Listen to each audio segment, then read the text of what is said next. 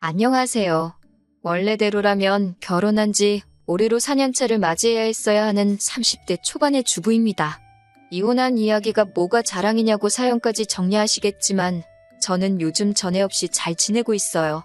혹시나 사연 들으시는 분들 중 저와 같이 이혼을 생각만 하고 계시는 분들께는 너무 어렵게 생각하실 필요 없다는 말씀을 드리고 싶네요. 물론 개인적인 사정이란 게 사람마다 다 다르니 제가 무조건 옳다고 하기는 그렇지만요. 그래도 저는 제가 좋은 결정을 내렸다고 생각합니다. 이혼하면 이렇게 속이 후련하고 편한 거였는데 그동안 뭐가 그렇게 두렵고 무서워서 시간만 끌고 있었는지 허송세월 빈 껍데기로 시간만 날린 것 같아서 그게 참 후회가 되네요. 저와 남편 사이에 아이는 없었습니다.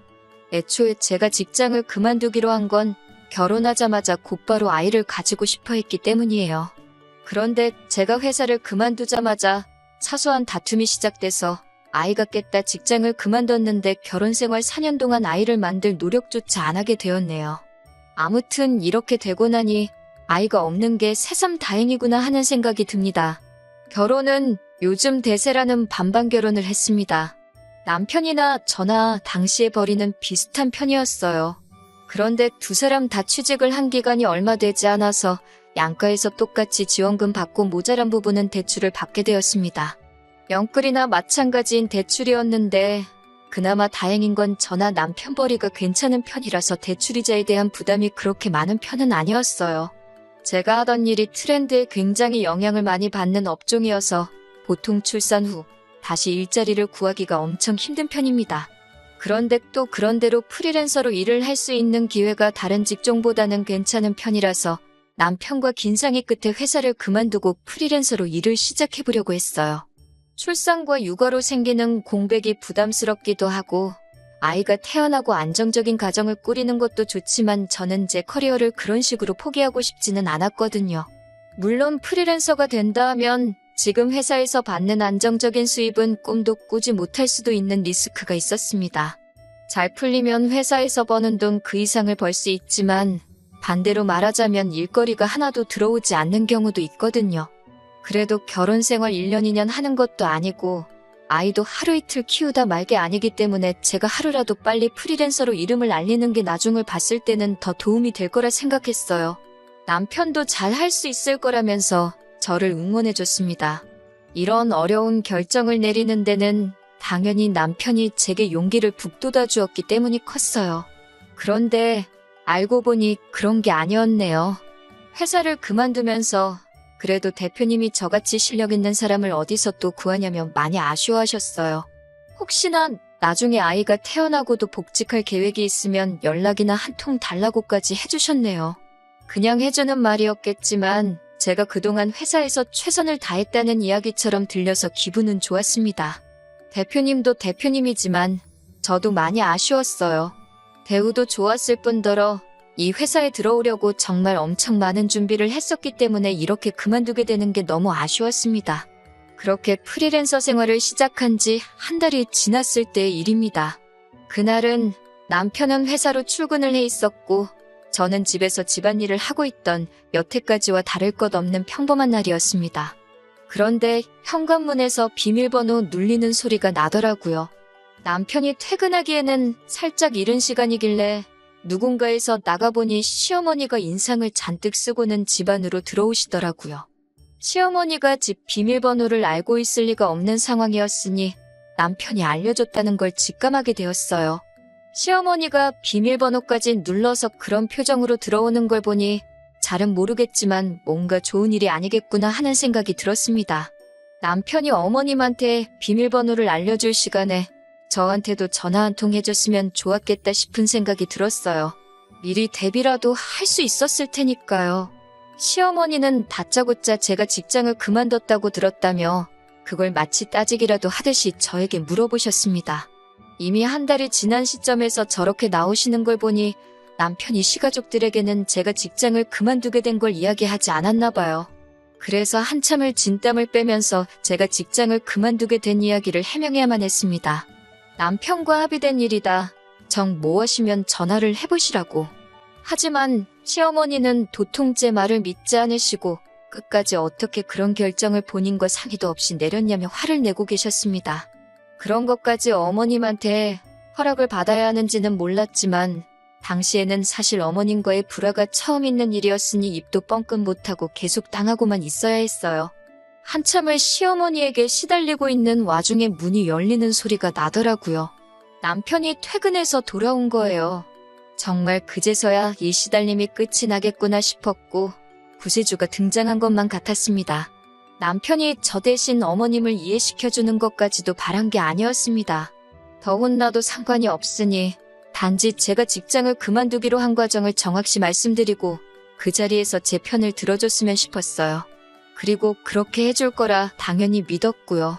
하지만 제 기대가 무색하게 남편은 막상 화가 머리끝까지 잔뜩 나 있는 어머님 앞에 그동안 보여줬던 거와는 다른 모습을 보여주더군요.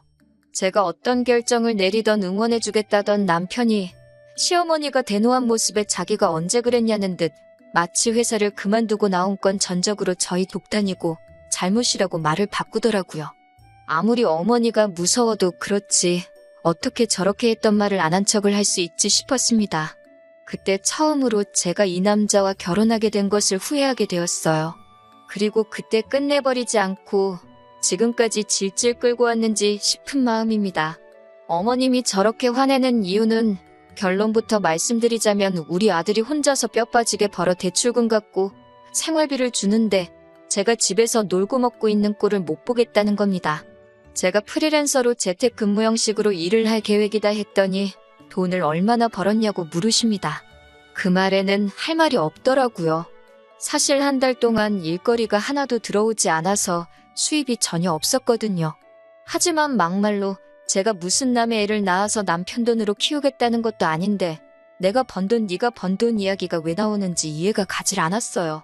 그리고 저도 영영 돈을 안 버는 것도 아닌데 당장 돈 못 벌었다고 너무 그렇게 저만 가지고 그러시는지 이해가 가질 않았어요. 그런데 계속 하는 말을 들어보니 어머님의 본심이 나오더군요. 내 아들이 힘들게 번 그 돈으로 제가 친정에 효도하는 꼴을 못 보겠다고 하는 겁니다. 제가 회사를 그만두기 전에는 남편과 제가 벌이가 좋아서 두 사람 수입을 합치면 한 달에 800만 원 정도의 월 수입이 있었거든요. 대출금이자가 부담스럽긴 했지만 그렇다고 돈이 엄청 모자라는 상황도 아니라서 양가에다 달달이 30만 원씩 용돈을 드리고 있었어요. 어머님도 그게 시댁뿐만 아니라 친정에도 가고 있다는 사실을 알고 계셨는데 이제 제가 수입이 없어졌다는 걸 아셨으니 그게 심기가 불편하셨다는 거예요. 안 그래도 제가 직장을 그만두면서 수입이 많이 줄게 되었으니 드리기로 한 용돈은 제가 자리 잡을 때까지 못 드리지 않을까 싶어 그만 드리기로 했었는데 남편이 그래도 드리던 게 있는데 어떻게 한순간에 끊냐면서 제가 수입이 생기기 시작하면 무슨 문제가 되겠냐며 남편 고집 때문에 저희도 없는 형편에 계속 보내고 있던 거였거든요. 그래서 어머님께 안 그래도 그것 때문에 남편하고 상의를 했었다고 저희도 그게 부담스러운 상황이니 제가 프리랜서 일이 자리를 잡을 때까지는 당분간 안 드리는 걸로 하겠다고 했습니다. 그랬더니 또 어머님이 그걸 왜 네 맘대로 정하냐고 하시는 겁니다. 내 아들이 번 돈이니까 자기는 받고 너네 집에는 보내지 않는 게 맞다고 하시는 거예요. 뭐 계산이 그렇게 되나 싶어서 더 따지고 들고 싶었는데 결과적으로 어머님이 하는 말은 한 가지였어요. 내 아들이 번 돈을 친정에 빼돌리지 말라는 말이셨죠. 그러니까 달달이 드리던 용돈만이 아니고 예를 들면 명절 때나 어버이날 때 친정 부모님 생신과 같이 뭔가를 해드리는 그런 날들은 앞으로 챙기지 말라고 하시는 거였습니다. 이게 다 앞으로 자녀 계획 때문에 그런 거다.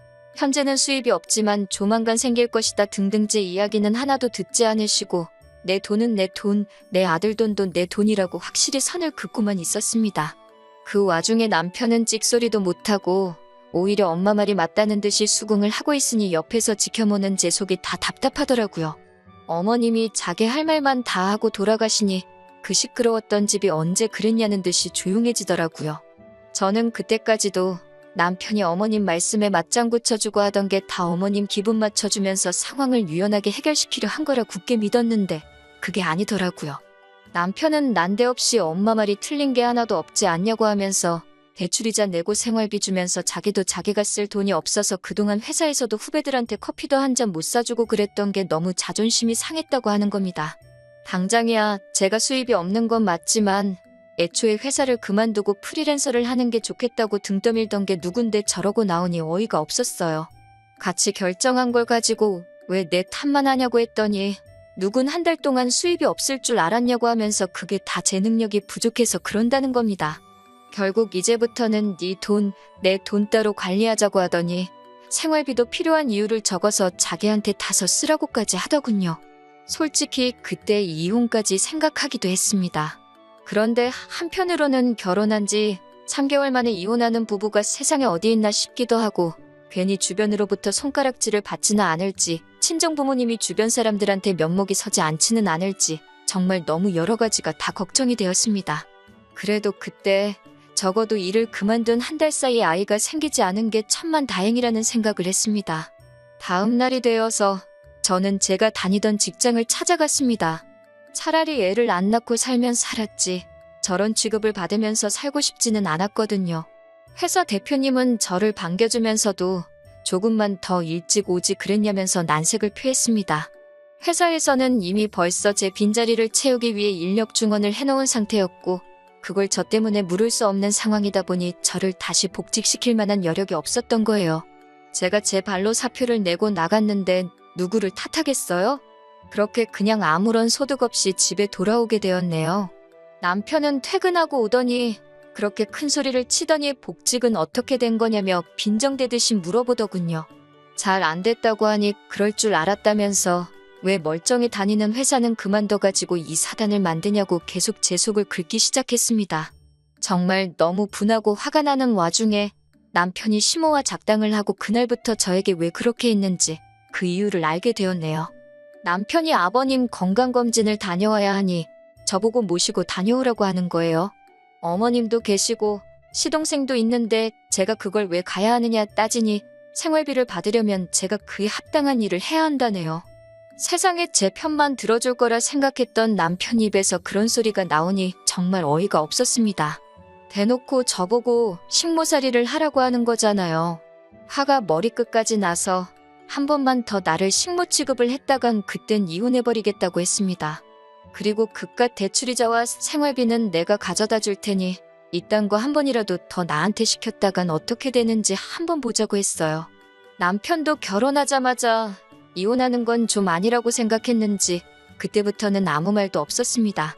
그리고 그날부터 저는 낭만 잔뜩 남아서 복직은 못했지만 어떻게든 일거리를 받아와서 두 모자들 입도 뻥끗 못하게 만들어버려야겠다는 생각뿐이었습니다. 하늘도 이런 저를 도운 건지 저는 전 직장의 대표님으로부터 연락을 받게 되었어요.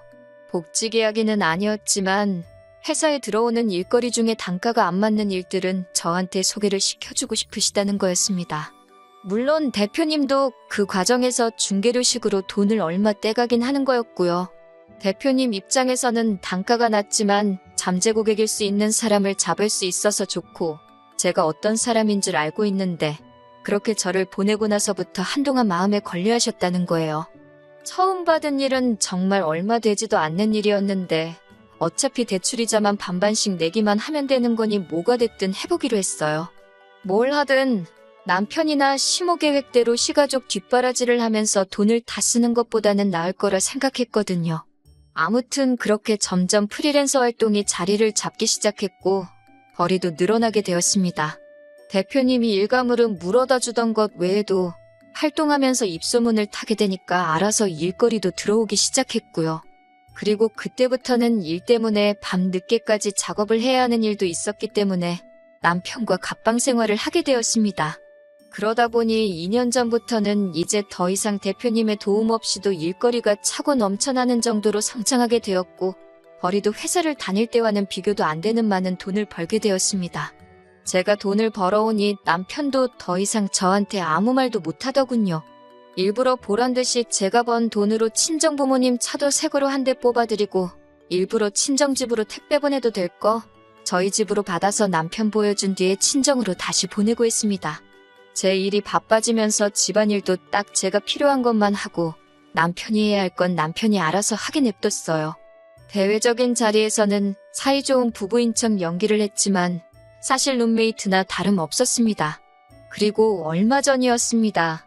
식모로 부리려던 제가 돈을 잘 벌게 되니 식모로 쓸 바에야 이젠 제 돈을 쓰는 게 낫다는 생각을 했나 봐요. 집에서 일하고 있는데 또 비밀번호 눌리는 소리가 나더니 시어머니가 들어오더라고요.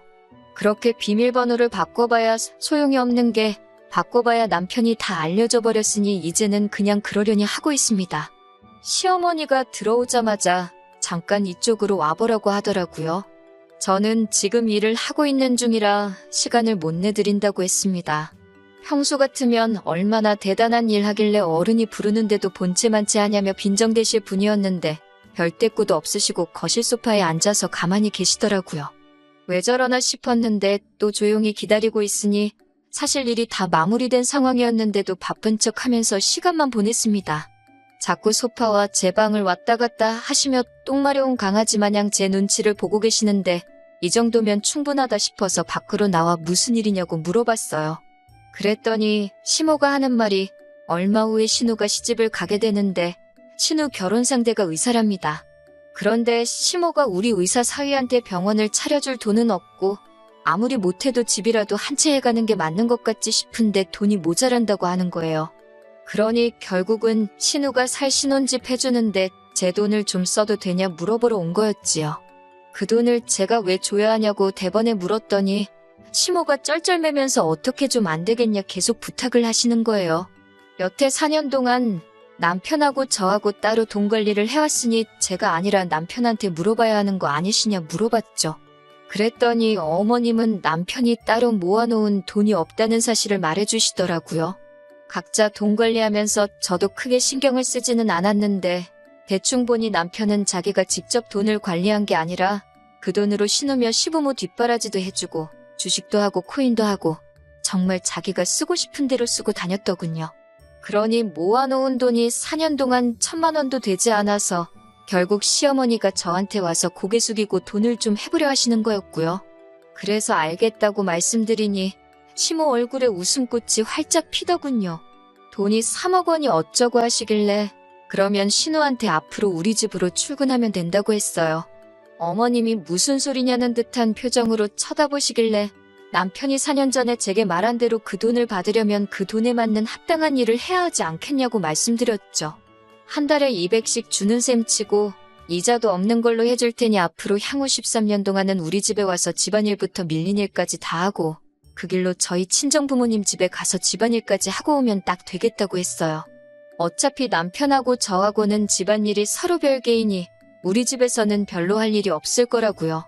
그러니 여태 제 앞에 쩔쩔매던 시모도 돌변해서는 저한테 야야 거리시면서 우리 의사사위가 돈을 얼마나 버는 줄 아냐고 어쩌고 저쩌고 하시는데 그 집 안에 가면 의사사위는 볼 수나 있으시냐고 말하니 또 아무 말도 못하더군요. 그래도 혹시 제가 마음이 바뀔 수도 있다는 기대를 했는지 시모는 저한테 한마디도 더 뭐라고 하지도 못하고 소득 없이 돌아가야 했습니다. 그리고 남편이 퇴근하고 나서 시모한테 자초지종을 들었는지 집에 와서 저랑 2차전을 벌이더군요. 선년 날개옷 숨겨놓을 땐 언제고 상황이 바뀌니 이제 와서 그러냐고 한참을 싸우다가 결국에는 제가 지쳐서 이혼하자고 했습니다. 남편은 기고만장해서 재산분할로 제가 여태 모은 돈을 다 뜯어갈 테니 어디 한번 그렇게 하고 싶으면 그렇게 해보라고 하더라고요. 그렇게 반반씩 재산분할을 하게 되었어요. 그런데 남편은 울상이었습니다. 남편과 제가 각자 돈을 벌어 그 수입을 각자 관리해왔고 저도 돈을 쓰기는 했지만 대부분은 다 저축을 해둔 반면에 남편의 경우에는 다 쓰고 날려버린 상황이었잖아요. 그래서 남편에게는 재산 형성의 의사가 없던 걸로 간주가 돼서 나눌 재산이 없다는 판결이 나왔기 때문이죠. 반반씩 재산 분할을 하게 된 건 신혼집이었고요. 어차피 남편하고 지내던 그 집구석 정이란 게 하나도 들지 않았기 때문에 집은 너하고 돈이나 제때 보내달라고 했습니다. 그렇게 시댁은 또 난리가 난 거죠. 신우 시집 보낸다고 집을 해가려고 했는데 돈을 어디서 구하기는커녕 재산 분할하면서 저한테 내줘야 할 돈만 더 늘어난 겁니다. 애초에 알고 보니 신우도 그 의사 남자친구한테 병원 개업을 빌미로 결혼 이야기를 주고받았었나 봐요. 그런데 개업은커녕 개털도 없는 시댁 상황을 알고 나서는 결혼은 결국 없던 일이 되고 말았다네요. 진작에 이혼했어야 했는데 남의 시선을 너무 의식했나 봐요. 이혼한 지는 조금 되었는데 생각보다 타인들이 저에게 그렇게 관심이 없더라고요. 제가 괜한 걱정을 했었나 봐요. 저희 부모님도 당신들 면목보다 제가 그렇게 힘들게 살고 있었다면 진작에 말을 하지 그랬냐면서 현재는 제가 걱정하던 것과 정반대로 모든 게 잘 풀리고 걱정 없이 살고 있습니다. 이혼한 지 얼마나 되었냐고 벌써부터 연애질이라고 뭐라고들 하실 텐데 사실 지금 만나는 사람도 따로 있어요. 똥차가 가고 벤츠가 온다더니 사실 제가 여기까지 올 수 있게 저를 많이 신경 써주고 도와줬던 전 직장 회사 대표님하고 좋은 만남을 가지고 있습니다. 하지만 저도 실패의 경험이 있다 보니 조금 신중하기는 해요. 다시는 그 어떤 후회가 남지 않게 여우같이 잘 계산해서 앞으로는 더 행복하게 살아보려고 해요.